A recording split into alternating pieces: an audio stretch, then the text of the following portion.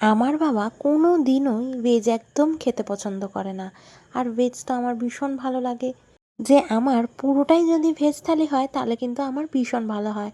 কিন্তু বাবা বলবে, এত ন্যাকামো করিস না তো, যা কিছু ভালো জিনিস রান্না কর তো দেখি।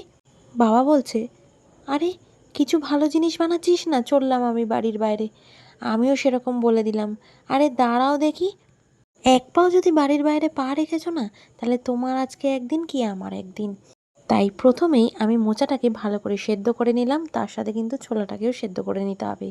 অল্প নুন দিয়ে আমি সেদ্ধটা করে সাইডে রেখে দিয়েছি। এবার কড়াইতে তেল দিয়ে দিয়েছি, ফোড়নে দিয়ে দিয়েছি গোটা গরম মশলা, এলাচ, দারচিনি আর একটা তেজপাতা। ভালো করে নাড়িয়ে চাড়িয়ে আলুটা দিয়ে দিয়েছি। আলুটা দিয়েই তারপরে দিয়ে দিলাম অল্প হলুদ গুঁড়ো, একটা টমেটো, আর ঘরে যত মশলা ছিল, ধনে গুঁড়ো, জিরে গুঁড়ো, কাশ্মীরি লঙ্কার গুঁড়ো দিয়ে খুব ভালো করে আমি কিন্তু মশলাটাকে কষিয়ে নিচ্ছি। এবার এর মধ্যে দিয়ে দিলাম কিছুটা পরিমাণে আদা গ্রেট করে। এবার খুব কিন্তু ভালো করে নাড়াচাড়া করছি।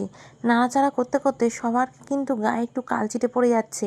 আর বেশি দেরি করলে চলবে না। এবার কিন্তু সেদ্ধ করে নেওয়া ছোলা আর মোচাটা কিন্তু দিয়ে দিতে হবে। এবার ৩-৪ মিনিট ভালো করে নাড়াচাড়া করলেই দেখবেন মোচা কিন্তু একদম কমে এসছে। এবার নারকেল কোড়া দিয়ে দিলাম। নুন চিনির পরিমাণটা দেখে নেবেন, আর একটু মিক্স করে নিন। দেখবেন নারকেল থেকে কিন্তু তেল অনেকটাই ছেড়ে এসছে, গন্ধটাও হেভি হয়ে গেছে। নুন চিনিটা ঠিক করে দেখে নিয়ে স্ট্যান্ডিং টাইম দিয়ে নিলেই আমাদের মোচা একদম রেডি। সময় করে বানিয়ে দেখবেন, দুর্দান্ত স্বাদ।